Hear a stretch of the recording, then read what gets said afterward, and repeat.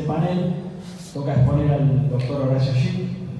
Es abogado laboralista, especialista en accidentes y enfermedades del trabajo, titular del Estudio Jurídico Laboral Schick. Ha sido docente de posgrado de diversas casas de estudios, ponente y expositor en numerosos congresos de Derecho del Trabajo. Ha sido presidente del año 96 al 2000 de la Asociación de Abogados Laboralistas, fundador y primer coordinador general de la Asociación Latinoamericana de Abogados Laboralistas. Ha publicado en diversas editoriales y es autor de varios libros de la materia. Bueno, buenas tardes, muchas gracias a la asociación, especialmente a su presidente y a la doctora Barilaro, que han sido responsables que esté acá sentado y que ustedes me tengan que aguantar. Voy a comenzar. He presentado una ponencia que está, si que lo quiera, se la puedo transmitir por mail y la asociación la va a colgar en su página web. Por el que lo desea, se lo puedo transmitir por mail. Pero bueno, voy a comenzar por señalar algo a lo cual se ha referido la doctora en su exposición y que nos da un cuadro de situación que es en el balance de 1 año y medio de vigencia de la ley en la Ciudad de Buenos Aires y en las 14 provincias que se han adherido. La Superintendencia festeja, junto con los actores del sistema, que el 89% de los reclamos presentados en comisión médica se han cerrado por acuerdo. Por supuesto, nada se dice sobre el contenido de esos acuerdos, ni que tampoco esos trabajadores han renunciado al reclamo de la reparación integral, porque al firmar el acuerdo renuncia al régimen de opción, que es otra ficción de acceso a la reparación integral. Solo remarcan que ha bajado la alícuota del 3,41 vigente al momento de porcentaje de la masa salarial promedio de alícuota que pagaban los empleadores al 3,02, y algunos de los actores presentes refieren que esto permite mayor previsibilidad para las inversiones, como si hubiera vivido una luz de inversiones. Solamente vimos una luz de inversiones financieras que después pegaron la vuelta cuando cambiaron las condiciones, o que esto dijeron los representantes de la UIA, que esto permite la competitividad por las condiciones macroeconómicas, cuando recordamos, o sea, que acá parece no solo que pateamos las mismas piedras, sino que nos enamoramos, porque en los 2000 se repetía ese discurso con la ley 24.557 vigente, sin juicios, y vino el fenomenal colapso del 2001-2002, con lo cual la menor tutela a los trabajadores accidentados no garantiza mayores inversiones, ¿no? Se sigue repitiendo este revival. El ministro Sica habla de la importancia de la prevención, y ahora también se hace este discurso de la nueva ley de prevención, y vemos cómo se producen siniestros tremendos, como el hundimiento del buque El Repunte, un buque de 50 años de antigüedad que salió de Mar del Plata a las aguas del sur, que era chatarra, y se hundió, murieron 10 tripulantes. A los 12 meses sale el RIGE y se vuelve en las mismas condiciones y se vuelve a hundir. ¿Es un problema de normatividad o es una falta de control de prefectura y de la superintendencia? Nada se dijo, no sé si siquiera se decretó luto. Se murieron 6 trabajadores de la construcción en el municipio de La Costa construyendo una losa. Se murieron trabajadores en el Chaco en un trabajo de limpieza de cloacas. ¿Y qué dijo el representante de los trabajadores, el secretario de la UOCRA, en esa misma reunión? No podemos pensar en otra cosa que en una Argentina competitiva exportadora. Es hora de terminar en la Argentina el masonerismo. Este es el que supuestamente representa a los damnificados.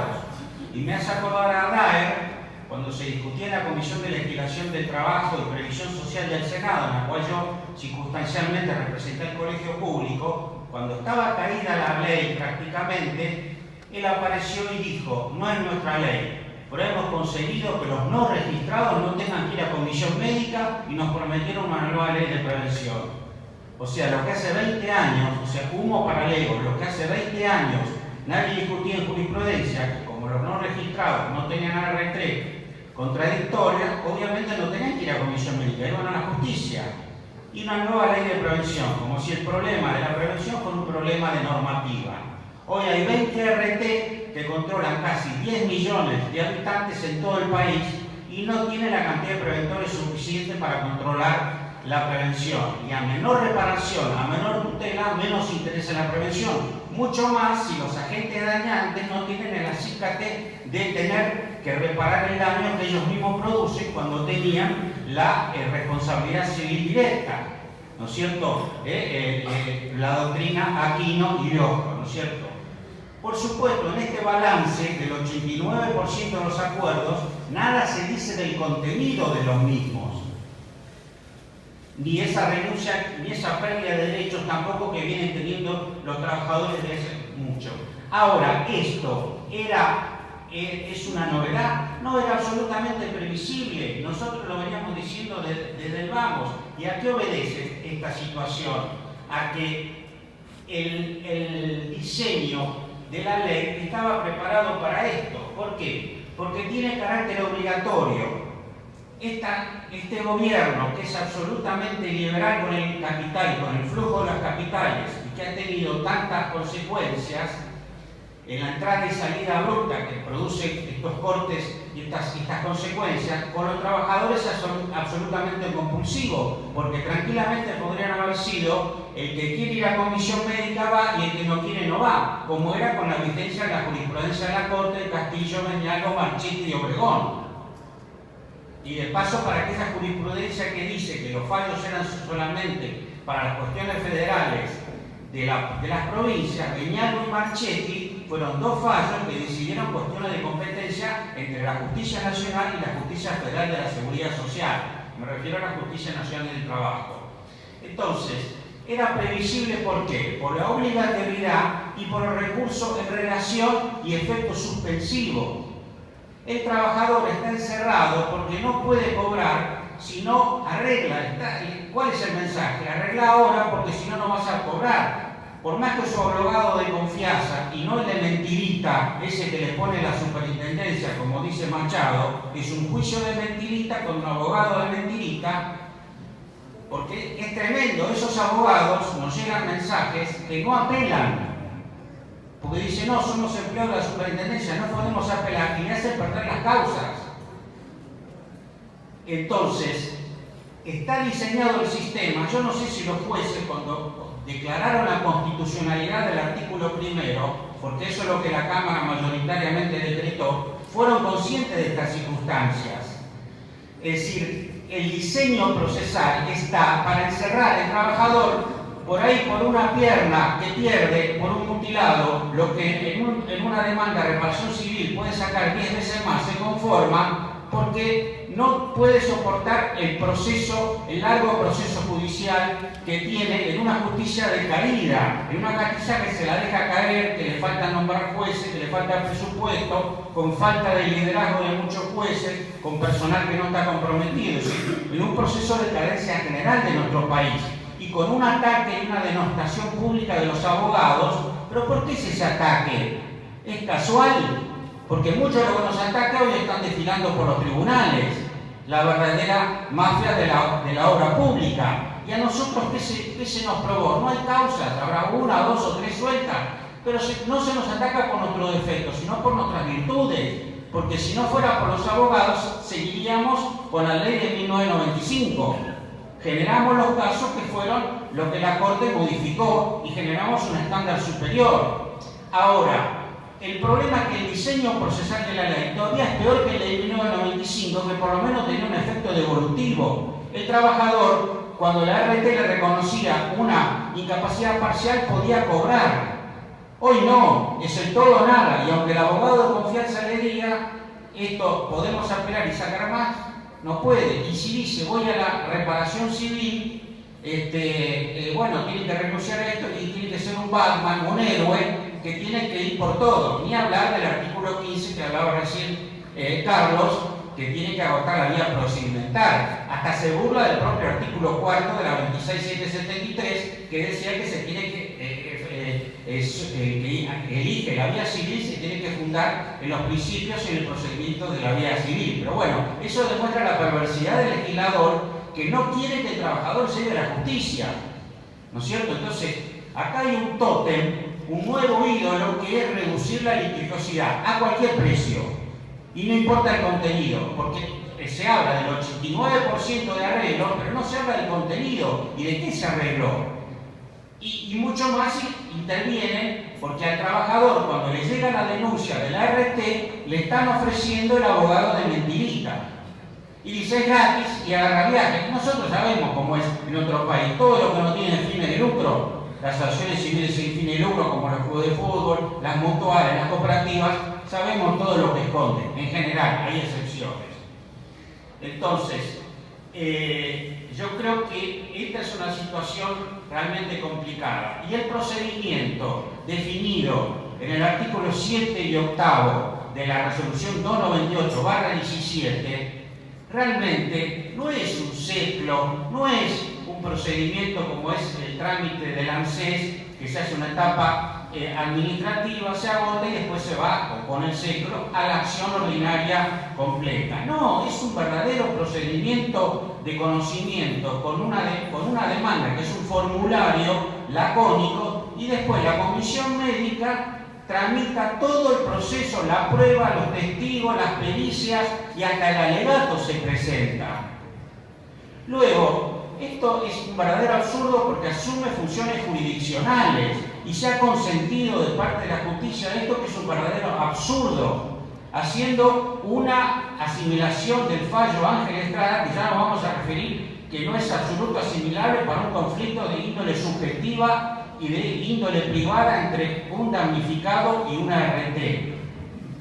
Como la Sala Décima sacó el fallo Corbalán, declarando inconstitucional no la instancia previa, sino el artículo 7 y 8, inmediatamente la superintendencia dicta la resolución 899/17, fundándose en el dictamen Burgui, entre otros casos, diciendo que ahora los secretarios técnicos letrados, designados por el 1475/15 como auxiliares, repito, secretarios técnicos letrados como auxiliares de los médicos, ahora los ponen en el mismo rango que los médicos para que resuelvan las cuestiones jurídicas del nexo de causalidad, y a los funcionarios y a los titulares del servicio de homologación para que resuelvan exclusivamente eso. Y los médicos ahora van a resolver las cuestiones estrictamente de incapacidades, así asumen cada uno estrictamente sus funciones. Entonces está todo arreglado. Ahora hay juridicidad, hay legalidad.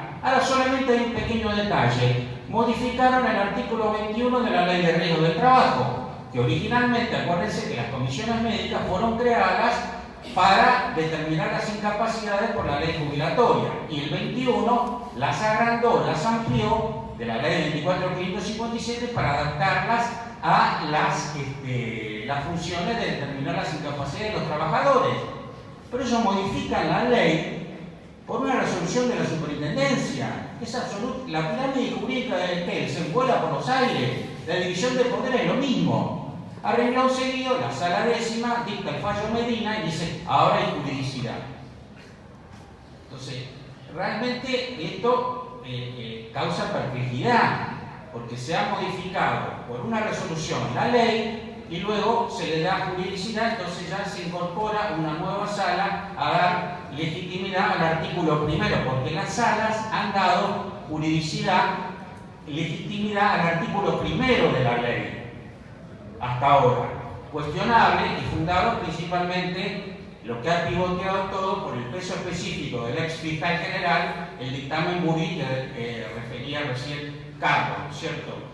Creo que, y todo con un diseño muy duro de la ley, retrocediendo de la ya regresiva ley 24.557. Recordemos que el procedimiento administrativo hasta 1995 siempre fue voluntario. Fueron los jueces los que determinaron la instancia los que determinaron todos los litigios por infortunios laborales.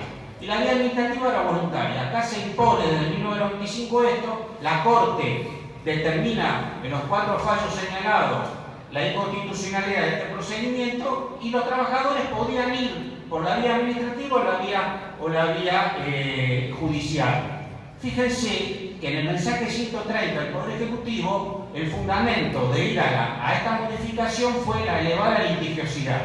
Sin embargo, las estadísticas de la propia Unión de RT, en el momento de dictarse la ley, se registraba en el sector formal de la economía, según las estadísticas, 660.000 siniestros denunciados. Por supuesto, hay otros 35% más en el sector informal. Hay un infrarregistro de enfermedades laborales porque se reconoce solo un 2%. Hay una gran cantidad de casos de empresas que no denuncian, pero la UART en ese momento reconocía 106.000 juicios por año. Quiere decir que era el 16,25% de los casos judicializados por año. O sea que por el 16,25% se modificó la ley sin mutilar los derechos. O sea que lo que nunca se habla es de la siniestralidad. Sí, este es el punto. Que hay patología, puede haber. Que esta es una sociedad degradada y que pasa de todo. Fíjense qué pasa con los cuadernos. Los grandes denunciantes hoy están desfilando por tribunales. Entonces, por el 16,25 en el mensaje 130 de los casos judicializados se modificó y se mutiló todos estos derechos. Esto no se habla, siempre se habla de la litigiosidad, nunca de la siniestralidad.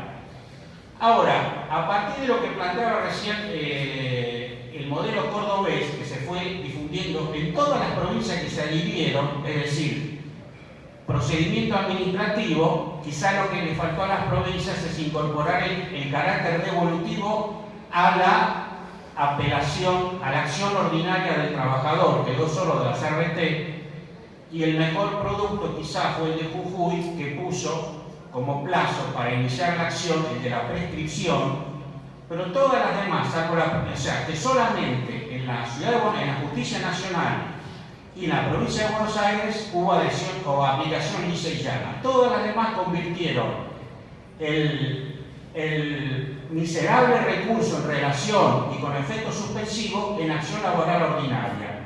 Esto lleva a plantear, para mí, lo que la Cámara no se pronunció todavía, ha dictado una acordada, la 2669, para paliar un poco los efectos, pero es una acordada limitada, digamos, a lo que puede, no es una acordada, no se encarga en el acta. Yo creo que ese artículo 2 es inconstitucional y en virtud de la doctrina Losco se podría llegar a plantear el que agotó la vía administrativa, ir a plantear cuando llegue a la justicia, convertir el recurso en una acción laboral ordinaria de acuerdo al modelo cordobés.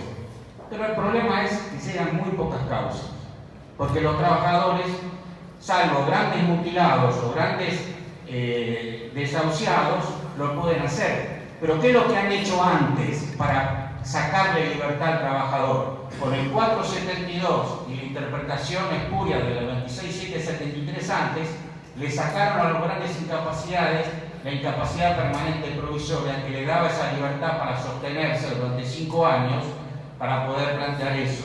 Por más que nosotros lo planteamos doctrinariamente, esa pelea también se perdió. O sea que los trabajadores vienen perdiendo desde el 2012 derechos.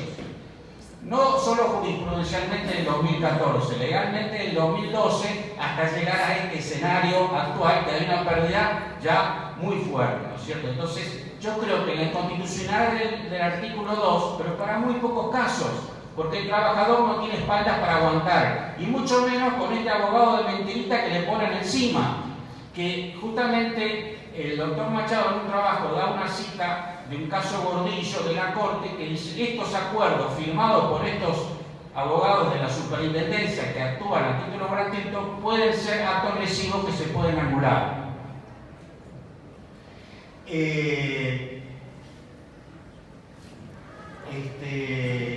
Respecto a la... Entonces yo creo que acá se ha creado lo que podemos definir un fuero especial pro RT. comandado por una superintendencia de riesgos que ya no es un ente regulador, sino es una gestora de las ART. No hay diferencia entre el discurso de la UAR y de la superintendencia. Es decir, Gordillo en un artículo señala que los entes de regulación deben ser como unas Naciones Unidas, como grandes entes amplios, independientes del poder de turno, independientes de los órganos que deben regular. Lo que menos se parece esta superintendencia es a eso. Nunca fueron muy neutrales, pero esto ya es de una desfachatez realmente notable. Inclusive la propia jefa de Cambiemos en el Senado, la senadora Fernández Machado, cuando ella expone, dice: la superintendencia junto con la UAR participaron en la confección del proyecto de ley. O sea, la confección de parte, relevo de prueba. Entonces, por otro lado, hay otro enfoque que hacer. ¿Por qué tiene que haber, esto ya es más filosófico, por qué tiene que haber un procedimiento para cobrar las indemnizaciones tarifadas de la ley diferente a otros créditos laborales? ¿Es este un subsistema de la seguridad social como se insiste y se afirma dogmáticamente? Todas las referencias son a créditos laborales. Fíjense, se apela ante la justicia del trabajo. La incapacidad laboral temporaria se ajusta de acuerdo al 208 de la Ley de Contrato de Trabajo. El valor mensual del ingreso base, según la ley, se computa de acuerdo al artículo 95 de la OIT sobre protección del salario. La homologación se hace de acuerdo al artículo 15 de la Ley de Contrato de Trabajo. Es la cosa juzgada se homologa. El contrato de seguro se puede extinguir. No es universal, no se aplica a los que no están incluidos en el seguro. Se puede extinguir el contrato de seguro. El artículo 4 de la Ley 26773 se refiere a un régimen de responsabilidad. La Corte, en Aquino, que sigue vigente, se refiere a un régimen de responsabilidad. También la 26773. Entonces, ¿por qué no puede regirse por el mismo régimen de que los demás créditos laborales? Ni hablar la discriminación que tienen los trabajadores y violándose el principio de igualdad respecto a los demás dañados del ordenamiento jurídico. Es decir, el que sufre un accidente vial, que son muchos más que los accidentes de trabajo, y hay más litigiosidad. Por ejemplo, acá se habla de 800 muertos por accidentes de trabajo y hay entre 6.000 y 8.000 muertos por accidentes viales. O sea, hay más litigiosidad. ¿Por qué están discriminados que no pueden acceder inmediatamente a la justicia en violación al 8º y 25 de la Convención Americana de Derechos Humanos? Inclusive, o sea, tiene una discriminación respecto a los propios créditos laborales que solo atraviesan la vía del SECLO, que es una vía de transición. ¿Hay acuerdo? ¿No hay acuerdo? Y sigo. En el ANSES lo mismo. Digo, voy a una vía administrativa y voy a la Justicia Federal de la Seguridad Social. Ahora, el tema, acá se ha pivoteado mucho alrededor del fallo Ángel Estrada y principalmente por el peso específico, el dictamen que yo me ocupé mucho de criticar, que salió tempranamente en julio del 2017. Ahora, el fallo Ángel Estrada se refiere, en primer término, a un conflicto que sucede entre los generadores, una controversia entre generadores, transportistas y grandes usuarios de suministro del servicio público de electricidad. Y el artículo 72 de esa ley 24.065 deja libre a los usuarios la no obligatoriedad de recurrir a ese régimen. O sea que pueden ir al derecho civil para reclamar los perjuicios que sufren. Primera diferencia, acá estamos siempre en un tema de obligatoriedad y se establecen pautas, no obstante esta primera diferencia, se establecen pautas que han sido interpretadas dogmáticamente por la jurisprudencia y que no son aplicables al caso de infortunios laborales. Es decir, primero la razonabilidad de transferencia excepcional de funciones jurisdiccionales a órganos del Poder Ejecutivo, ya que normalmente las funciones jurisdiccionales las desempeña el Poder Judicial. ¿Cuáles son los motivos para transferir esas funciones jurisdiccionales al poder, a un órgano del Poder Ejecutivo, como son las comisiones médicas dependientes de la Superintendencia de Riesgo del Trabajo, que depende de la Secretaría de Seguridad Social? Bueno, esa excesiva litigiosidad. Ya vimos que esa litigiosidad excesiva fue en su momento el 16% de los casos procesados anualmente. O sea que eso no es así. Por otro lado, tiene que haber una limitación de atribución de facultades jurisdiccionales a órganos administrativos. Y se le está transmitiendo conflictos intersubjetivos, que son entre particulares, que es un RT y un damnificado. No se trata de los casos que, por ejemplo, da como ejemplo el fiscal general, en el dictamen, el ex fiscal general, como son conflictos entre el tribunal fiscal, que resuelve el tribunal fiscal, entre la AFIP y los contribuyentes, o el Ministerio de Trabajo con los sindicatos por los conflictos sindicales o electorales, o otros conflictos, los del derecho al consumidor, que son voluntarios recurrir. Otro tipo de conflictos entre el Estado, pero los conflictos que están planteados acá, reitero, son entre particulares. Y en algún momento, cuando hubo un tribunal arbitral para resolver conflictos de arrendamiento, fue declarado inconstitucional por la Corte hace muchos años. Entonces, acá se está resolviendo que un tribunal administrativo resuelva un conflicto intersubjetivo, resuelva pruebas, y por más que la resolución 899, que es inconstitucional, le atribuya funciones jurídicas a los abogados que fueron designados originalmente como auxiliares de los médicos, creo que no cubren esa función. La independencia y la imparcialidad deben estar asegurados, también se dice en Ángel Estrada. Bueno, esto realmente es escandaloso, porque ¿quién financia las comisiones médicas?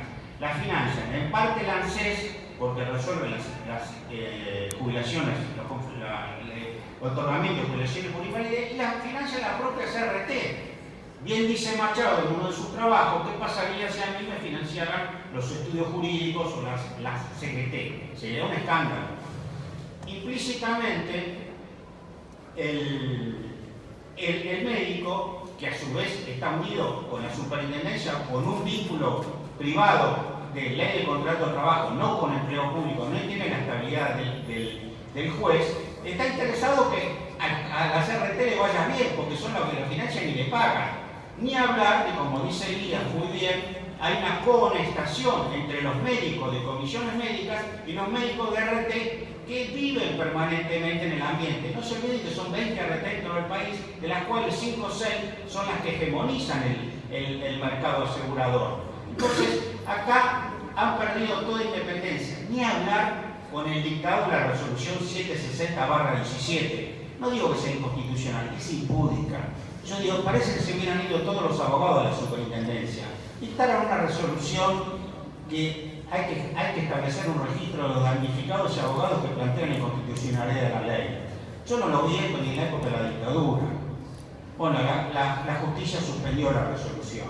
Pero esto ya, no sé, como es impuricia, digamos, ¿no? Lo mismo que la reunión del presidente de la Corte con los 30 empresarios más importantes en el Jockey Club organizado por el vicepresidente de la UIA. Parece una escena de la película La Patagonia Rebelde, pero cuando termina que le cantan en inglés el agradecimiento y Falcón se queda mirando y dice: ¿qué pasó acá? Bueno, esto es un poco así, ¿no? Estamos viviendo momentos no de inconstitucionalidad, ya es sobrado, es impuricia, digamos, no se cuida ni la forma.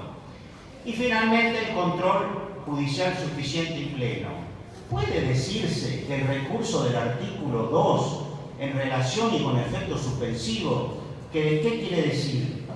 Que solamente no se pueden ofrecer pruebas ni hechos nuevos y que tampoco se puede cobrar a cuenta? ¿Eso es revisión judicial suficiente? Cuando lo que se plantea la jurisprudencia y el derecho administrativo es que tiene que haber una revisión plena, por lo menos como se plantea en el modelo Fernet, es una revisión, una acción nueva, completa, donde se pueda analizar todo. ¿Eso se puede decir que es una revisión plena, como dice el fiscal general en el dictamen, cuya característica principal es que no cita prácticamente ningún artículo de la ley para afirmar eso?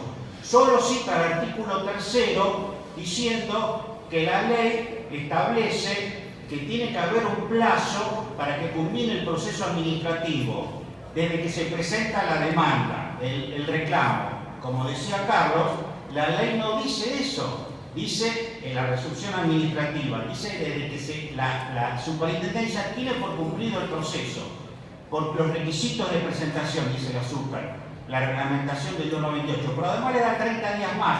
Pero además el artículo 29 de la 298 dice que el funcionario a cargo puede suspender el procedimiento si hay demora de las partes en ejecutar alguna de las partes de la prueba, o sea que puede ser sine die, ni hablar de las dificultades del trámite que puedan demorar por circunstancias fácticas de la propia composición de la comisión médica, ¿no?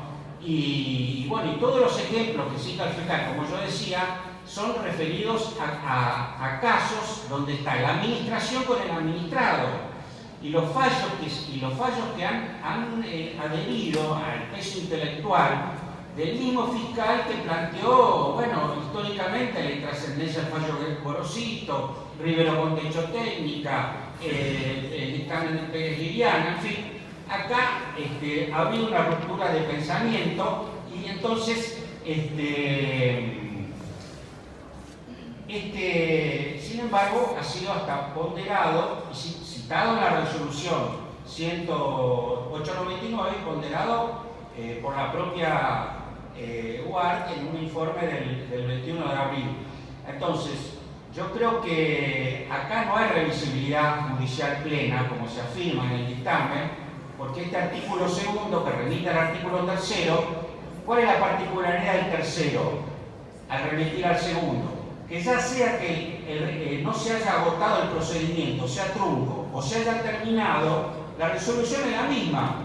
Tiene el recurso en relación con efecto suspensivo. No es que cambió, no es que la ley le da la acción ordinaria. Es decir, la misma, hay una perversidad y la reglamentación no lo modifica.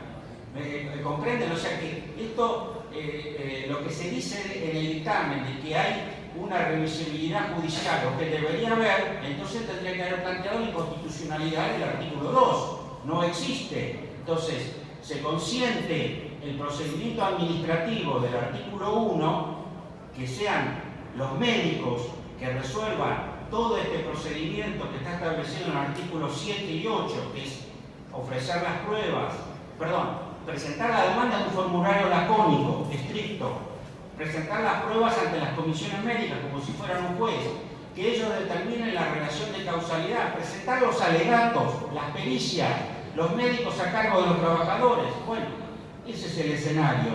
Y después, después dicta la resolución y después viene el recurso. Y no van a llegar recursos a la justicia, porque los trabajadores no tienen espalda para soportar esto. Entonces, realmente el cuadro de situación es realmente muy complicado, ¿no es cierto? Yo creo que acá, si la Cámara ha dictado esta jurisprudencia, las 7 salas sobre el artículo primero, uno tiene escepticismo sobre lo que va a decir la Corte, porque la Corte mira lo que dice la Cámara. Entonces, acá estamos en un escenario complicado y la situación de los trabajadores está también complicado porque no tienen espalda para soportar, para plantear la apelación. O sea, estamos entre un diseño procesal perverso de un Estado de necesidad de los trabajadores y un Estado de la justicia que no ha visto esta situación o lo ha convalidado y termina en un nudo prejudicial. Todavía puede remontar parcialmente planteando la inconstitucionalidad del artículo segundo y el efecto suspensivo del recurso. O sea, que si la RT reconoció parcialmente una incapacidad, que le permita cobrar. Por supuesto, también podría revertir la posición y rever, como decía Toseli, su posición anterior y decir, bueno, No, también el primero es inconstitucional, visto los hechos. Este sería el escenario, es decir, porque no estamos en un escenario de imparcialidad.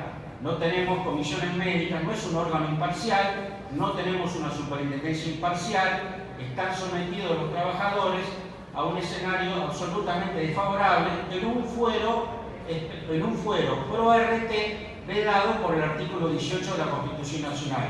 No es bueno que la justicia convalide este escenario, no es bueno para los trabajadores, no es bueno para la justicia, los está discriminando socialmente y esto lamentablemente ocurre porque el actor social que los tendría que defender, que son el sector sindical, ha convalidado esto desde el Parlamento y a posteriori.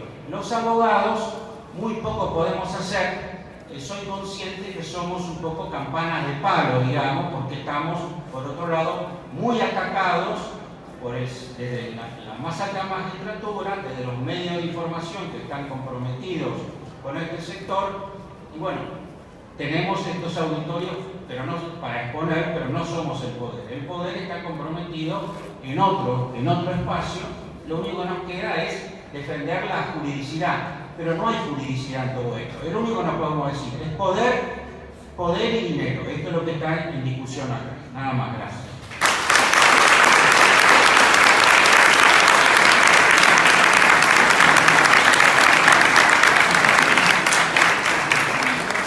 Gracias, Horacio. Damos cierre al panel. Ahora vamos a tener